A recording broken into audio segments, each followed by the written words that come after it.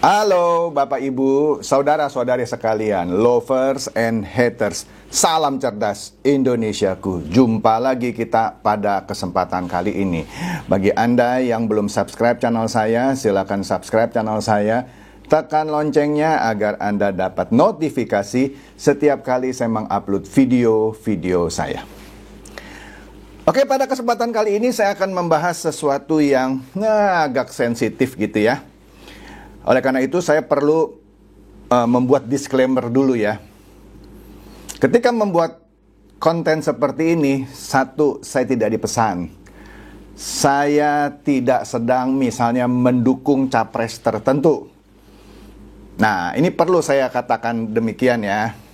Karena begini, ambil contoh ya, ketika saya membahas hutang pemerintah kepada Yusuf Hamka, wah, saya banyak dibully, dianggap saya anti pemerintah. Lah enggak lah, beritanya memang begitu kok. Ya, saya tidak menciptakan opini, saya hanya mengambil dari sumber terpercaya dan memang faktanya demikian gitu ya. Itu memang ada hutang yang harus dibayar ke CMNP sekarang yang miliknya Yusuf Hamka, bukannya Ibu Tutut lagi, ya kan? Tapi tetap saja gitu orang nggak mau ngerti, pokoknya dianggap malah saya dicap kadrun. Wih, dungu banget deh yang ngomong saya kadrun gitu ya. Nah, dan ini kira-kira akan sama. Tapi sebelum itu satu lagi ya. Saya pernah membahas plus minus masing-masing capres. Saya bahas 3 capres ya, walaupun belum resmi didaftarkan di KPU. Saya mulai dengan urutan sesuai abjad. Ya pasti yang pertama Anies Baswedan. Di situ saja saya dituduh sebagai anteknya Anies. Astaga, padahal saya sudah bilang ini berdasarkan abjad. Kedua, tentu saja Ganjar Pranowo. Yang terakhir pasti baru Prabowo. Di situ saja penilaian orang sudah macam-macam. Oke deh, ya. Nah, kemudian video saya yang mengenai plus minus Anies Baswedan dipotong oleh beberapa orang di bagian positifnya, sehingga saya dicap gitu ya sebagai pendukung Anies ya, karena ya tentu saja karena dia potong bagian yang positifnya Anies yang saya akui gitu ya, dan itu diambil itunya saja, dia tidak ambil yang negatifnya. Jadi orang mempersepsikan saya sebagai pendukung Anies ya, tapi oke deh. Satu lagi terakhir, saya bukan pendukung Pak Anies, ya. Ya, ini saya declare ya. Saya bukan pendukung Pak Anies, tetapi itu tidak menutup konten saya untuk berbicara kalau ada sesuatu yang memang patut dibicarakan tentang Anies Baswedan, tetapi bukan dalam rangka mempromosikan dia atau mengkampanyekan dia. Kalau Anda tidak suka konten-konten seperti ini, kalau Anda mau nonton konten yang selalu menjelekkan Pak Anies, saran saya jangan nonton konten saya. Nonton itu kontennya Denny Siregar yang selalu bilang calon yang lain itu pasti jelek. Anies pasti jelek, Prabowo pasti jelek, yang bagus cuman Ganjar Pranowo. Anda nonton Denny Siregar, pokoknya Ganjar tuh nggak ada cacatnya menurut Denny Siregar, semuanya positif. Nah, kalau Anda pengagum Ganjar, jangan nonton channel saya. Walaupun channel saya juga bahas ya plus minus Ganjar. Tapi kalau Anda mau saya ngomong Ganjar terus gitu ya, nggak mungkin. Atau kalau Anda mau saya ngomongin plusnya Prabowo terus juga nggak akan. Saya akan ngomong di channel saya. Jadi saya bicara apa adanya. Oke ya, jadi jelas ya. Jadi setelah nanti Anda nonton channel ini, kalau Anda masing bilang, wah Pak Chandra benar ini pendukung Anies Baswedan, Anda benar-benar dungu banget gitu ya. Ya, jadi ya kosongkan asumsi atau prejudis Anda terhadap diri saya. Anda tonton video ini sampai akhir dan jadilah bebek yang cerdas ya. Jangan karena Anda pendukung capres tertentu tapi Anda benci banget sama Pak Anies, maka apapun yang saya bicara mengenai Pak Anies pasti salah, pasti saya kadrun ya, Anda dungu ya. Nah, jadi ini saya bikin konten ini ya supaya Anda semuanya cerdas. Tapi kalau Anda mau tetap bully saya, monggo, biarkan orang yang menilai, oke? Nah, di sini saya ingin bicara mengenai perseteruan, tanda kutip ya, karena orang asumsinya seperti itu antara institusi Polri dengan KPK, ya kan? Sudah pernah saya bahas kan mengenai Pak Firly Bahuri yang ya diduga gitu ya membocorkan dokumen pemeriksaan kasus korupsi Kementerian SDM. Dan sepertinya dalam waktu dekat Firly Bahuri yang sekarang Ketua KPK akan diperiksa oleh pihak Polda Metro Jaya. Bahkan kemungkinan besar yang periksa itu Bapak Irjen Karyoto sendiri yang adalah Kapolda Metro Jaya. Sudah saya bahas ya, dan nonton aja deh. Nah, ternyata kalau saya baca berita-berita yang ada, tak dapat dipungkiri. Ini sudah jadi rahasia umum ya. Kalau Anda benar-benar mengikuti kasus ini, Anda pasti tahu. Dan ini bukan rahasia yang yang hanya diketahui oleh orang sedikit tertentu. Sebenarnya sudah menjadi rahasia umum. Tapi mungkin saja dari antara Anda masih ada yang belum tahu. Yaitu masalah ada Formula E ya, yang digagas oleh Anies Baswedan, yang ditenggarai oleh KPK. Katanya ada kasus ya, entah itu suap lah, kasus memperkaya diri sendiri dan seterusnya ya. Nah, gara-gara itu pula dari berita-berita yang saya baca loh, itu yang menyebabkan Pak Karyoto dan Pak Endar ya, nanti kita lihat nih ya, akhirnya harus tergeser dari KPK. Oke, nah kita lihat dulu nih CNN nih ya. Sekali lagi ya, ini saya tidak sedang menciptakan opini, saya membahas fenomena yang ada apa adanya. Anda bisa baca sendiri kok dari sumber-sumber yang saya perlihatkan di sini ya. Di sini CNN ini sudah dari beberapa waktu yang lalu nih ya, dari akhir Maret ya.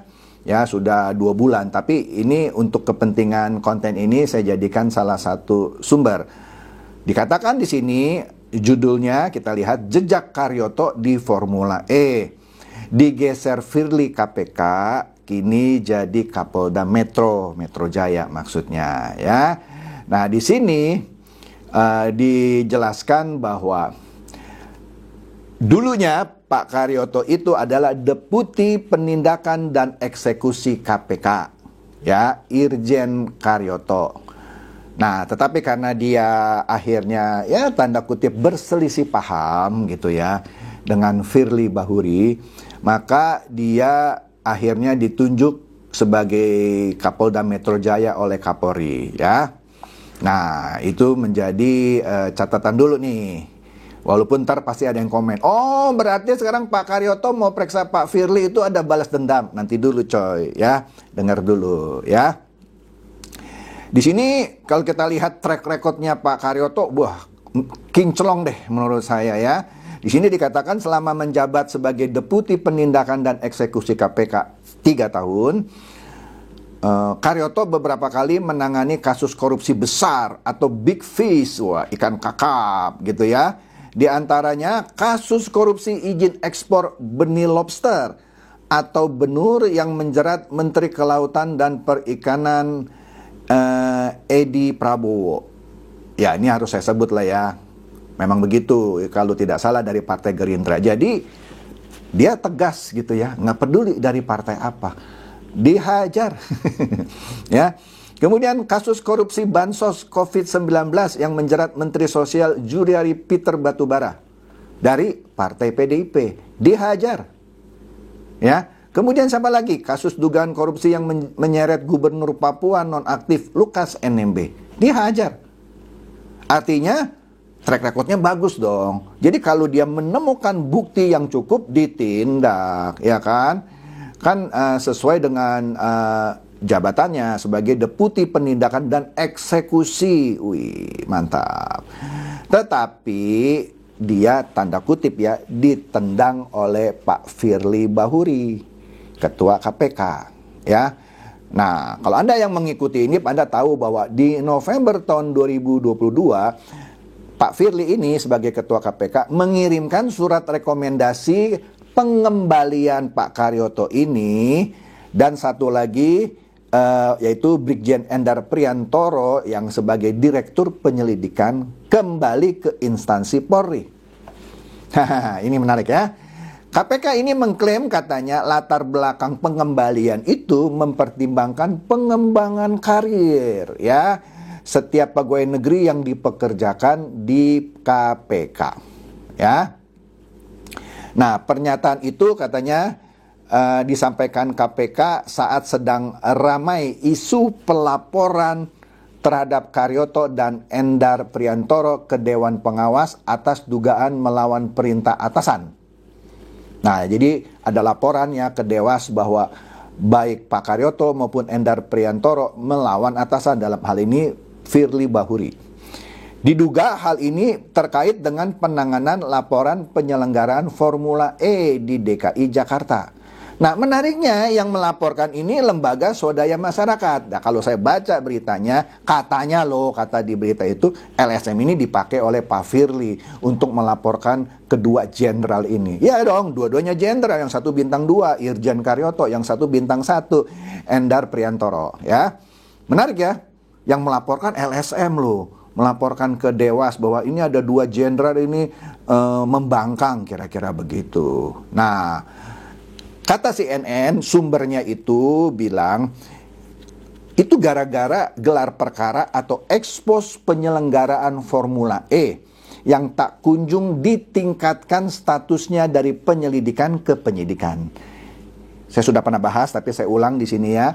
Kasus apapun biasa dimulai dari penyelidikan, kalau cukup bukti naik ke penyidikan. Nah, di sini kasus Formula E tidak pernah naik ke kasus penyidikan ya. Nah, terakhir ekspos itu dikelar oleh KPK bersama dengan Badan Pemeriksa Keuangan. Nah, di bagian akhir nanti saya tayangkan ya temuan BPK atas kasus Formula E. Maka jangan di skip kalau nonton video saya sampai Anda mendapatkan pengertian yang komprehensif supaya cerdas.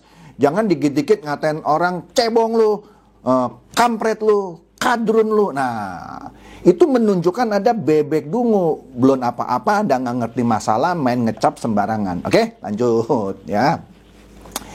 Nah, di sini di awal pertengahan Januari lah ya 2023 ini ekspos itu digelar oleh KPK bersama-sama dengan BPK, Badan Pemeriksa Keuangan, yang sudah pernah mengaudit Pemda DKI Jakarta atas kasus Formula E ya. Nah, ekspos itu diikuti oleh 3 pimpinan KPK, yaitu Firly Bahuri, Alexander Marwata, dan Johanis Tanak katanya ya.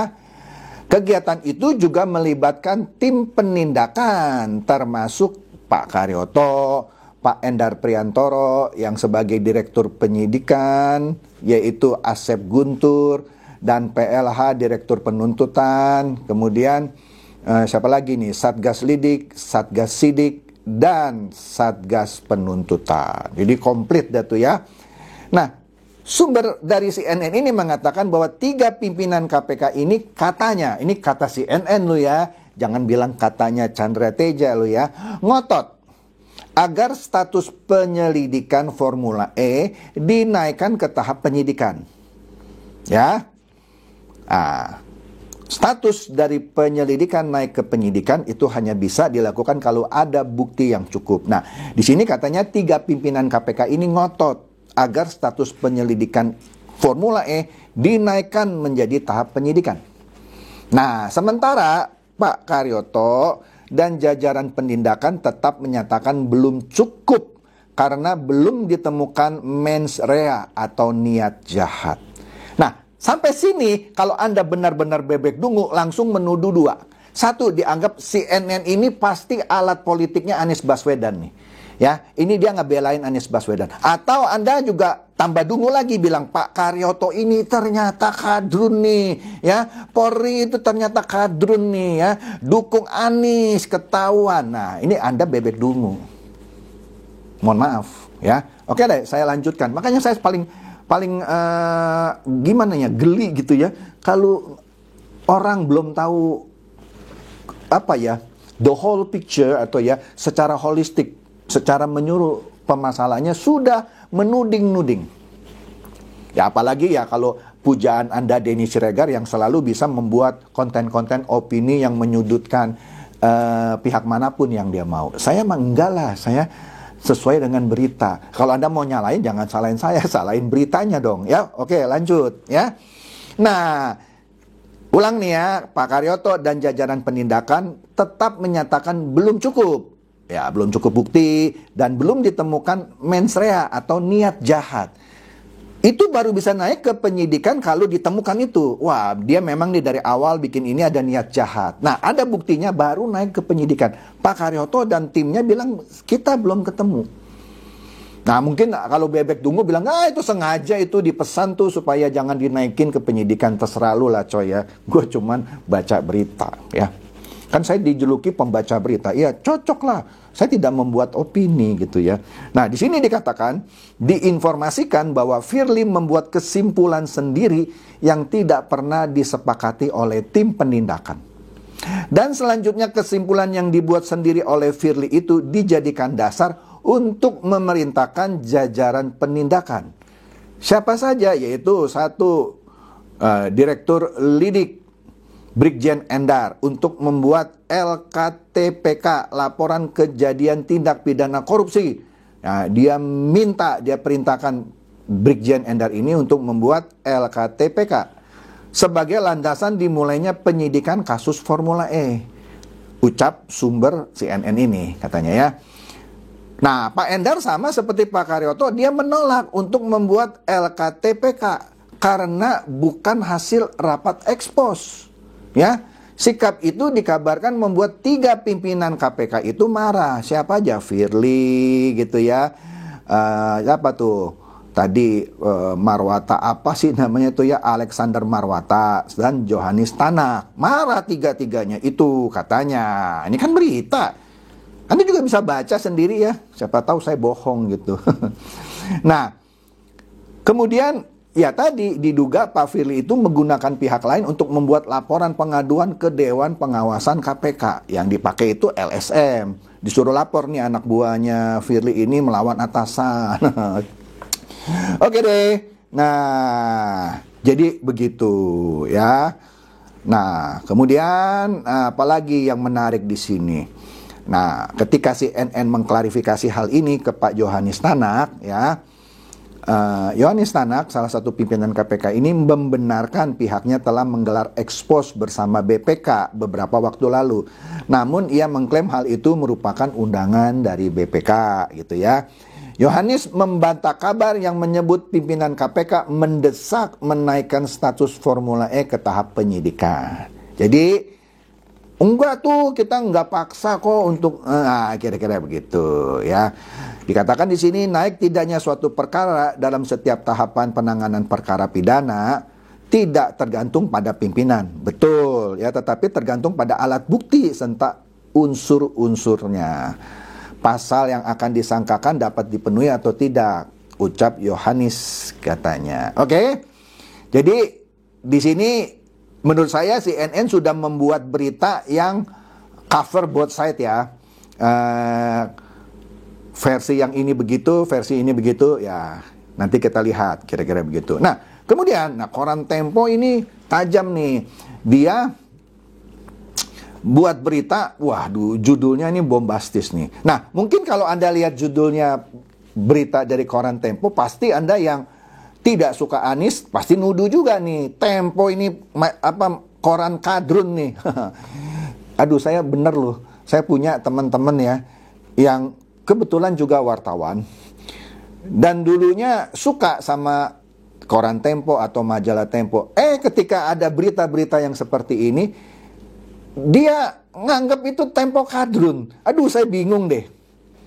Jadi ketika Tempo mengkritik Soeharto, dia suka. Tapi ketika Tempo membuat berita seperti ini, dia nggak suka. Jadi dia maunya Tempo itu buat berita yang sukanya dia gitu.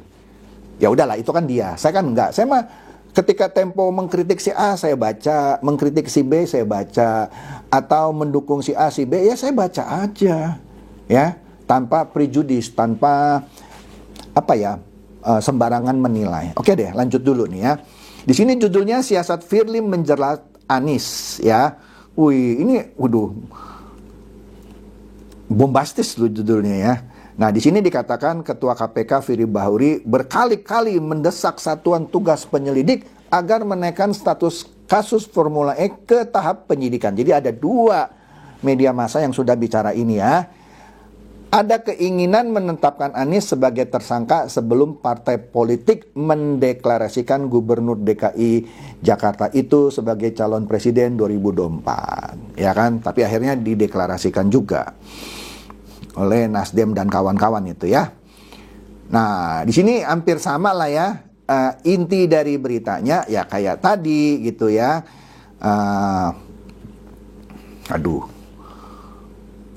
Kira-kira sama ya, nggak usah saya baca detail nih, kira-kira begitu. Jadi ini dikasih judul sama koran Tempo, siasat Firly menjerat Anies. Catatan lagi ya, sekali lagi ya, saya bukan pengagum Anies, saya bukan pendukung Anies. Pasti teman-teman saya yang tahu saya akan mengamini hal itu. Tapi kalau beritanya seperti ini tidak menutup kemauan saya untuk membahas ini. Jadi sekali lagi ya, jangan ngata-ngatain saya kadrun. Kalau Anda ngatain saya kadrun, Anda benar bebek dungu gitu ya. Anda tidak mau melihat suatu peristiwa secara utuh. Karena Anda punya prejudis, ada like and dislike. Nah, inilah bebek dungu. Lanjut. Kemudian ambil lagi nih berita ketiga. Saya kan selalu gitu ya, nggak lihat satu media massa aja. Warta Ekonomi. April 2023, ya belum terlalu lama lah ya, Irjen Karyoto dan Brigjen Endar Priantoro tolak lanjutkan penyidikan Formula E yang libatkan Anies Baswedan. Oleh karena itu dia harus tersingkir dari KPK. Beritanya bilang gitu ya, saya sebut gitu dong ya. Saya bukan Denny Siregar yang menciptakan opini. Oh, Bapak kayaknya nggak suka sama Denny Siregar. Iya, saya nggak suka sama dia, ya kan? Dia tuh selalu bikin opini, pokoknya Ganjar yang paling benar, yang lain salah. Ganjar itu nggak ada cacatnya, dia yang paling benar. Ya nggak bisa juga loh, pasti ada lah. Tapi udahlah, saya nggak mau ngomong itu. Ntar Anda bilang saya kampret lagi, saya nggak suka Ganjar. Bukan, saya mau kalau orang bicara itu yang fair ya, gitu ya. Nah di sini samalah beritanya, intinya ada 2 polisi yang kita tahu, Irjen Karyoto dan Brigjen Endar Priantoro ya, yang menolak untuk menaikkan kasus Formula E ke tahap penyidikan, kini diberhentikan. Ya kan? Ya, kira-kira intinya sama ya. Dan juga ini banyak didiskusikan di media sosial, di Twitter dan lain-lain gitu ya, dan sudah menjadi trending topik. Jadi yang seperti saya katakan di awal, ini bukan lagi rahasia, ini sudah jadi rahasia, tapi rahasia umum gitu ya. Nah, kira-kira begitu. Nah, oke. Nah, kemudian apalagi nih? Oke, sama lah kira-kira isinya ya, nggak usah saya bahas lagi detail. Nah, ini yang paling penting. Ini dari situs BPK RI, BPK Republik Indonesia gitu ya. Nah, di sinilah Anda bisa baca, Anda bisa masuk websitenya. BPK posting 5 temuannya ketika dia audit Formula E di DKI Jakarta. Anda bisa baca kok gitu ya. Siapa tahu saya ini sembarangan gitu ya. 1, yang ditemukannya apa? Mengenai pembayaran fee senilai 560,31 miliar. Iya, memang ada fee yang harus dibayar. Ya kalau kita mau menyelenggarakan event internasional seperti Formula E ini, maka ya harus bayar ya ke yang punya right lah. Di sini nggak disebut sih ya, dibayarkan ke siapa. Oke. Kemudian temuan kedua mengenai ini temuan biasa lah ya, pembayaran bank garansi sejumlah 423 miliar ya. Kemudian penarikan bank garansi. Kemudian yang keempat mengenai PT Jakpro yang ditunjuklah untuk menyelenggarakan ini dinilai belum maksimal soal renegosiasi dengan pihak FEO. Ini pihak yang punya hak untuk memberikan izin gitu ya. Ya boleh-boleh saja dibilang, wah lu mestinya bisa nego lebih murah. Nah di sini menurut temuan BPK, Jakpro belum maksimal menegosiasi. Nah, saya nggak tahu maksimalnya harusnya bagaimana gitu ya. Belum ada kejelasan pembagian dana gitu ya. Belum ada kejelasan. Itu saja. Di sini kalau saya lihat 5 temuan ini tidak menunjukkan adanya misalnya tadi yang disebutkan oleh Pak Karyoto maupun Brigjen Endar, tidak adanya mens rea, tidak adanya niat jahat dari penyelenggara. Benar nih Pak Chandra ini dukung Anies Baswedan. BPK Republik Indonesia juga nggak bilang apa-apa.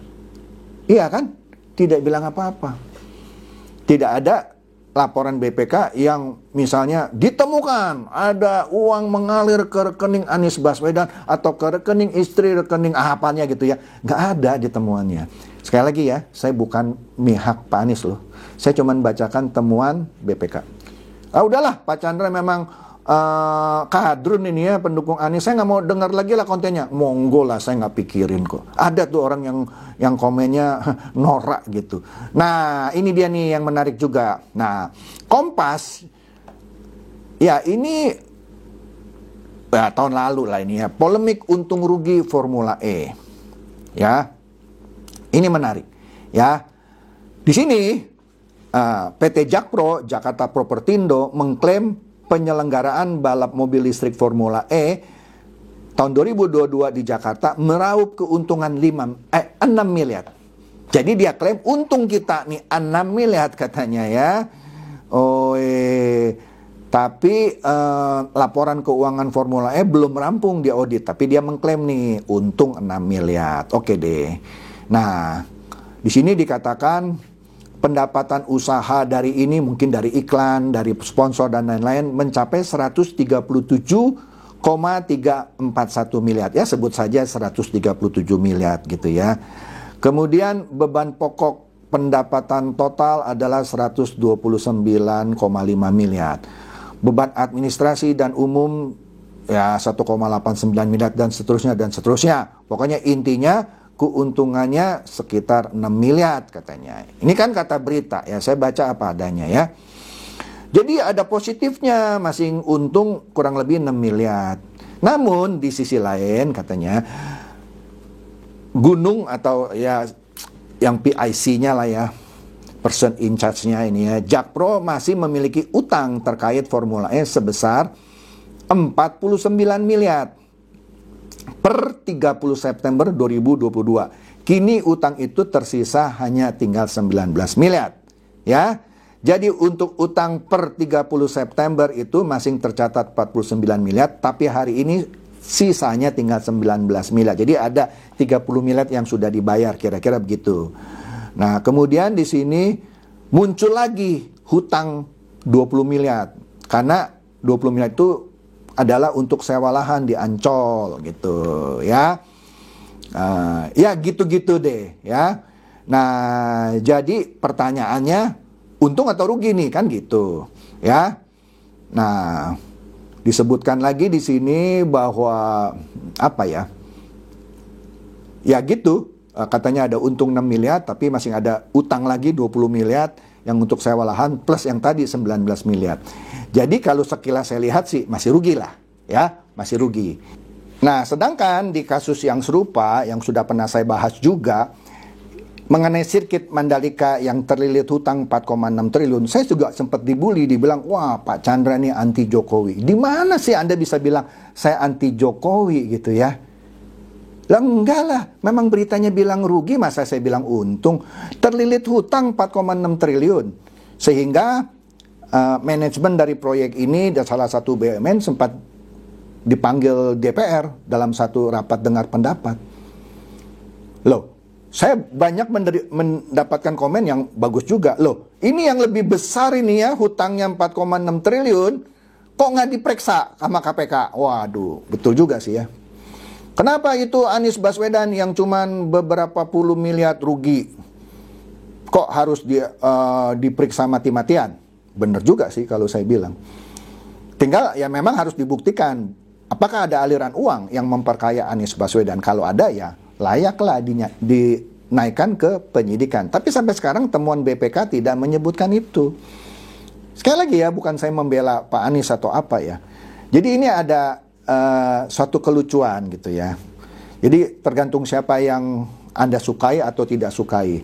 Kalau Anda sukai Pak Jokowi atau Anda suka Pak Erik, maka Mandalika walaupun rugi gitu ya, atau terlilit utang 4, triliun, Anda bela habis-habisan. Tapi kalau Anda nggak suka sama Anies Baswedan, meskipun dia tidak sampai triliun, cuman kan baru 90 miliar katanya, itu pun belum final ya.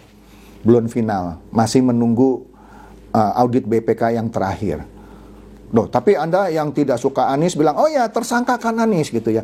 Nah inilah yang saya ngelihat di bangsa ini ya, mudah terpecah hanya karena like and dislike gitu. Bukan berdasarkan fakta yang ada. Oleh karena itu, dari kasus Formula E dan sirkuit Mandalika, yang kalau di Formula E itu berujung ke disingkirkannya Irjen Karyoto dan Brigjen Endar Priantoro, ya, di sini kita harus belajar. Dan ketika nanti Pak Firly nanti diperiksa oleh Pak Karyoto, saya tidak menganggap itu balas dendamnya Karyoto disingkirkan dari KPK. Itu murni karena ada kasus bocornya dokumen dari KPK ke Kementerian ESDM yang harusnya rahasia. Oke, jadi itu saja pembahasan konten saya kali ini. Ya, sekali lagi dari kasus Formula E yang diberitakan sehingga harus terjadi seperti persaingan antara Polri dan KPK. Dalam hal ini Irjen Karyoto sekaligus Brigjen Endar Priastono dengan Firly Bahuri, saya tidak melihatnya itu sebagai balas dendam. Tapi kalau Anda yang bilang itu balas dendam, ya itu urusan Anda lah ya. Saya juga bukan melihat itu gara-gara Anies nih sehingga mereka berdua berantem gitu ya, enggak juga. Karena yang mau diperiksa oleh Polda Metro Jaya adalah kasus bocornya dokumen di Kementerian ESDM. Sekali lagi saya hanya ingin mengajak Anda menjadi orang yang cerdas ya. Bukan pintarnya hanya menuduh seseorang atau institusi atau apapun hanya karena Anda suka atau tidak suka terhadap seseorang atau sesuatu. Demikian, semoga ini mencerahkan dan mencerdaskan Anda semua. Silakan share video saya ini kepada teman-teman, sahabat atau kerabat supaya mereka juga tambah cerdas dan tercerahkan. Seperti biasa, terima kasih.